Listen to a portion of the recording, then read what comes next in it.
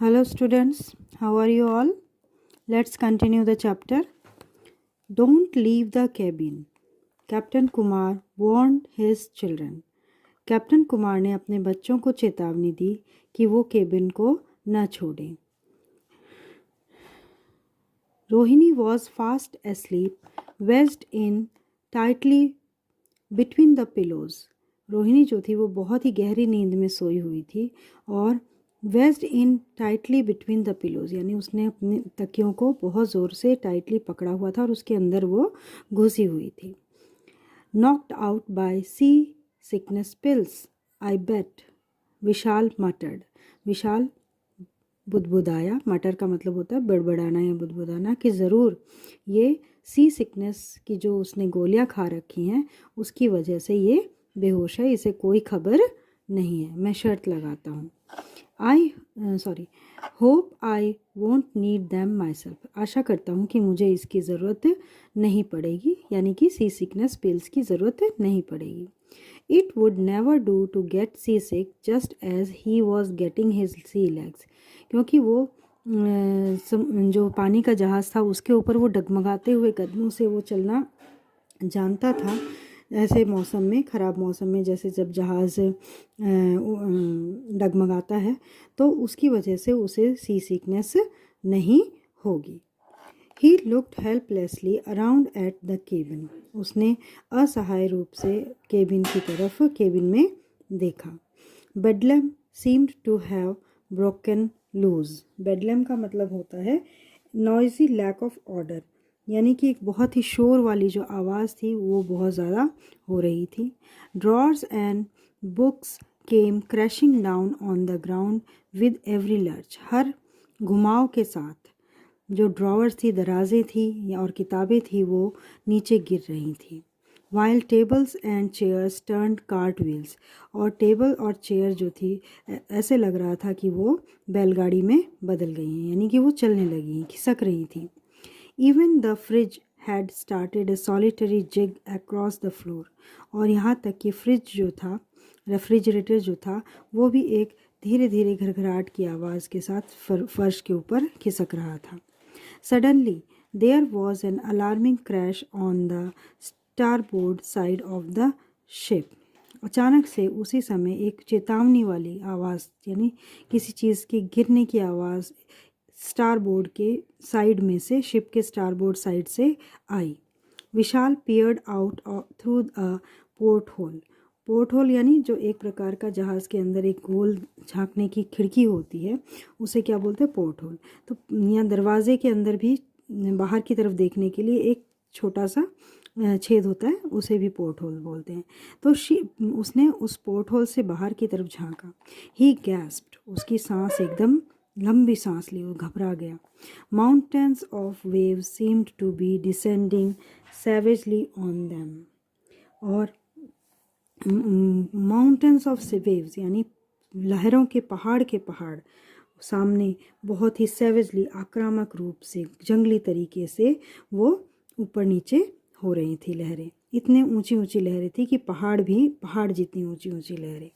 The तृष्णा only 8,000 tons big rose high and was tossed down mercilessly.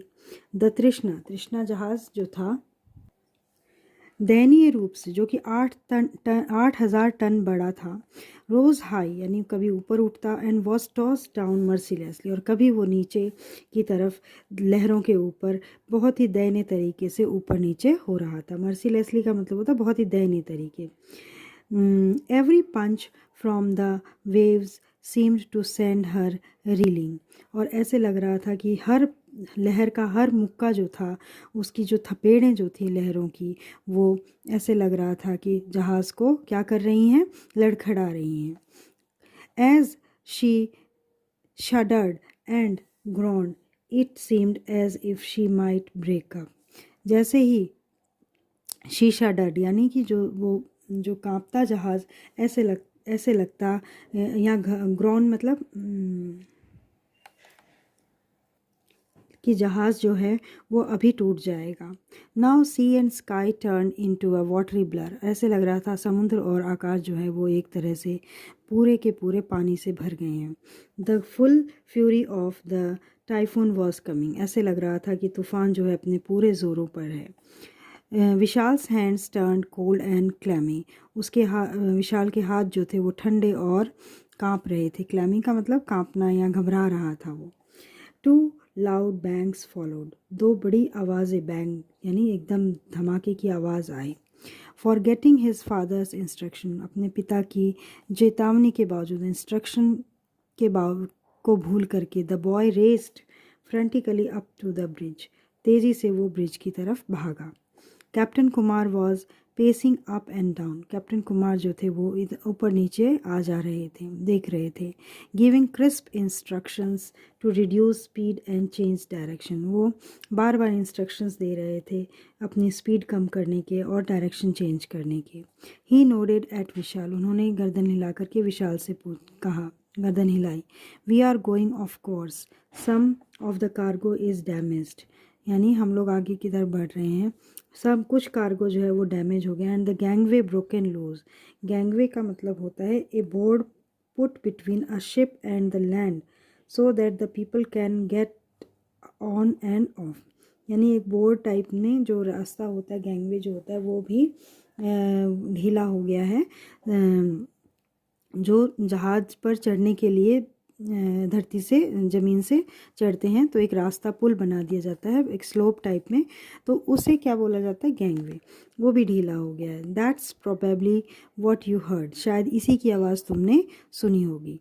It's dragging bye it's wire ropes in the water. और वो जो है जो मोटी मोटी जो तारें हैं, तारों से बनी हुई रस्सी हैं, वो उसको घसीट रही हैं पानी में। And in the water and hitting the ship side hard. और उससे जहाज़ के जो साइड वाली जो जगह है, साइड वाली जगह है, उसके ऊपर क्या हो रही है, चोट लग रही है, उसके ऊपर उससे चोट पहुंच रही है। The Trishna veered slowly to her right. Trishna जो है वो उसने धीरे से अपनी दिशा बदली दाईं तरफ। बफेटेड बाय फ्यूरियस विंड्स। बफेटेड का मतलब होता है टकराना, यानी लहरों से, हवाओं से टकराते हुए, बहुत ही भयंकर हवा। फ्यूरियस मतलब भयंकर हवाओं से टकराते हुए उसने अपनी दिशा बदली। Vishal now found it difficult to stand. Vishal से अब खड़ा नहीं हुआ जा रहा था, बहुत मुश्किल से खड़ा हो पा रहा था।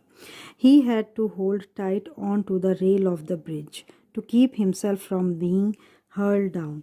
यानी लुढ़कने से अपने आप को बचाने के लिए उसने ब्रिज की जो रेलिंग थी उसको बहुत ही ज़ोर से पकड़ रखा था। अबव द दिन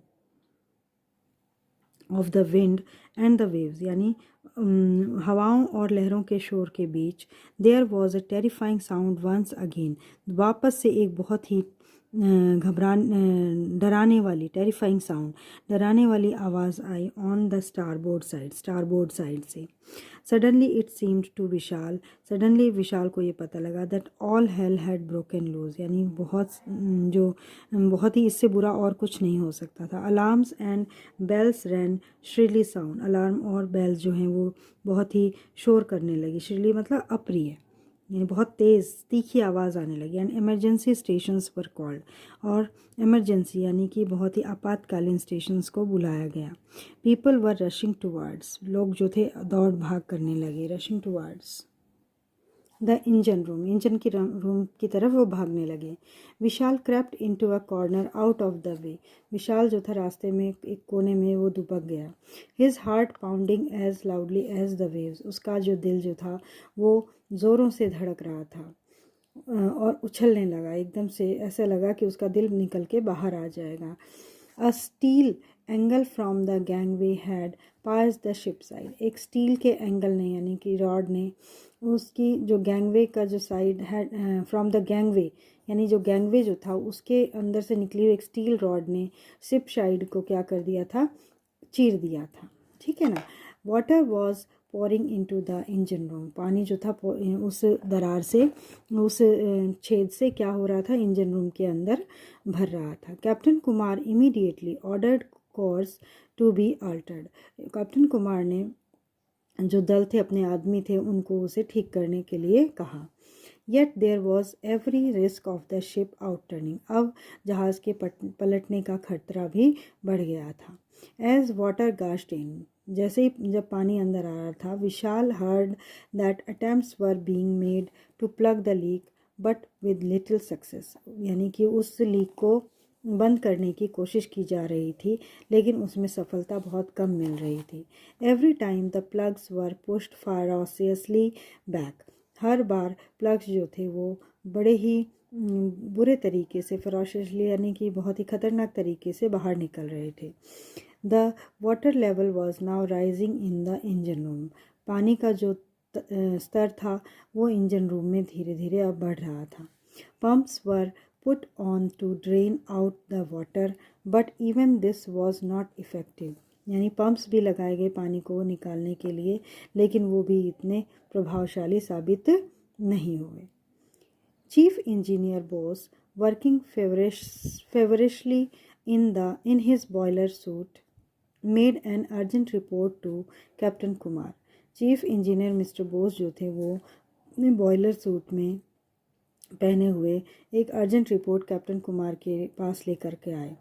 उन्होंने कहा, captain, if we can not stop the water level from rising within 10 minutes, the water will enter the machinery and I will have to stop engines.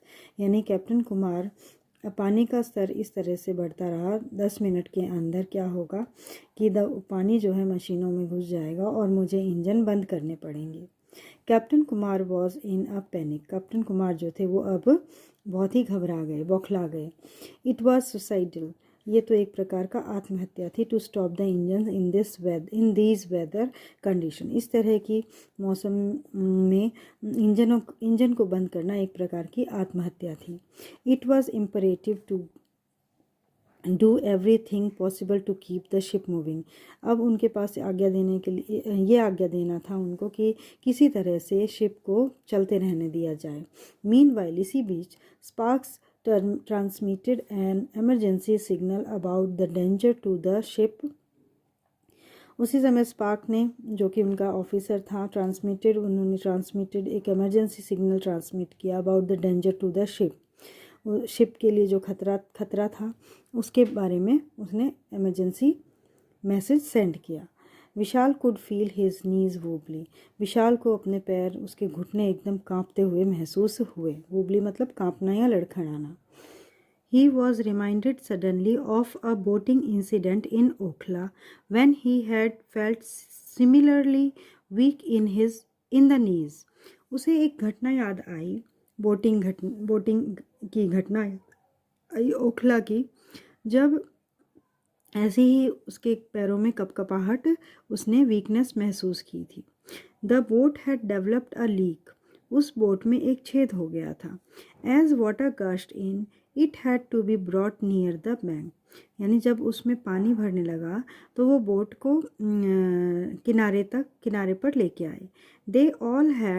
They had all jumped out into the shallow water. और छिछले पानी में, यानी जब कम गहरे पानी में, वो सारे के सारे बच्चे कूद गए. And the boat was tilted to expose the leak. और बोट को क्या किया गया, थोड़ा सा टेढ़ा किया गया.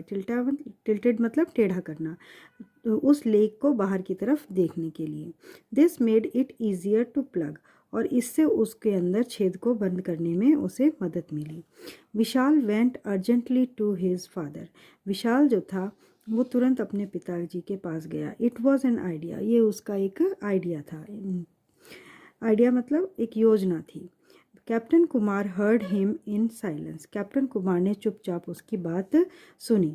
ही नोडेड क्विकली. उन्होंने उसके गर्दन हिलाई तेजी से. You are right my boy. तुम बिल्कुल सही हो मेरे बेटे. It was very risky under the circumstances. लेकिन इस तरह की परिस्थितियों में ये बहुत ही खतरनाक है. एज द तृष्णा में इवन टर्न ओवर. हो सकता है तृष्णा जो है वो पलट जाए. But it is the only way left. लेकिन हमारे पास सिर्फ यही एक रास्ता है. We will list the ship to expose the hole in her side. हम लोग शिप को क्या करेंगे, टेढ़ा करेंगे ताकि वो जो होल है वो बाहर की तरफ दिखाई देने लगे। He was already barking sharp orders into the phone. उसने तुरंत रेडियो के ऊपर, फ़ोन के ऊपर तुरंत एकदम ऑर्डर दिए। Water in the bottom tanks was being shifted. नीचे के टैंकों में से पानी जो है वो शिफ्ट किया गया। इन अ शॉर्ट वाइल, तुरंत थोड़ी ही देर में, the Trishna leaned heavily to one side. और थोड़ी देर में तृष्णा जो है वो एक तरफ क्या हो गया, झुकना शुरू हो गया। Down in the engine room, water gushed in only at intervals now. अब पानी जो था थोड़े टेढ़े होने की वजह से जहाज़ के इंजन रूम में पानी जो था वो इंटरवल्स यानी कुछ कुछ अंतराल के बाद आ रहा था।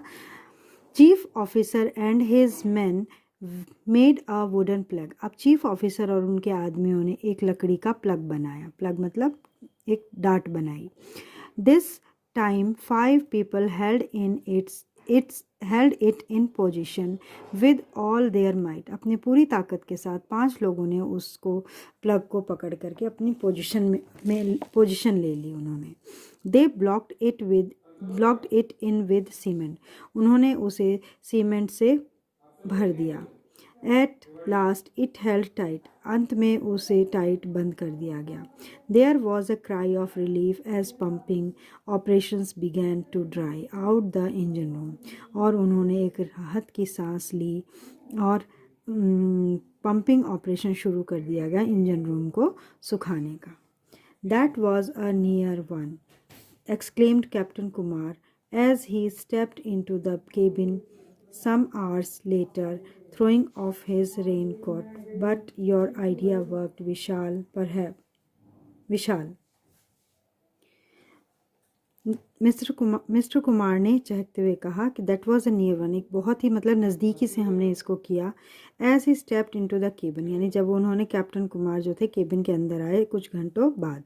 थ्रोइंग ऑफ हिज रेनकोट, उन्होंने अपना रेनकोट निकाला। और बट योर आइडिया वर्क विशाल, लेकिन उन्होंने कहा कि विशाल तुम्हारा जो योजना थी वो काम कर गई। परहैप्स दैट सेव्ड अस, शायद इसी ने हमें बचा लिया। Latest weather report show that typhoon Elsie is now moving away. अब अभी की ताज़ा जो रिपोर्ट है मौसम संबंधी, वो टाइफून एल्सी जो है वो अब आगे की तरफ बढ़ गया है। द बैरोमीटर इज़ राइजिंग, अब बैरोमीटर जो है वो बढ़ रहा है। बैरोमीटर क्या होता है, एक यंत्र होता है जिससे हवा का दाब, वायुदाब नापा जाता है। And the wind is reduced, और हवा जो है उसकी रफ्तार अब कम हो गई है। We would all do with some rest after that battering, even though we are 12 hours late। अब हमें कुछ थोड़ा आराम कर लेना चाहिए। अब हमें थोड़ा आराम कर लेना चाहिए। Even though we are 12 hours late, जबकि हम लोग 12 घंटे लेट हो चुके हैं।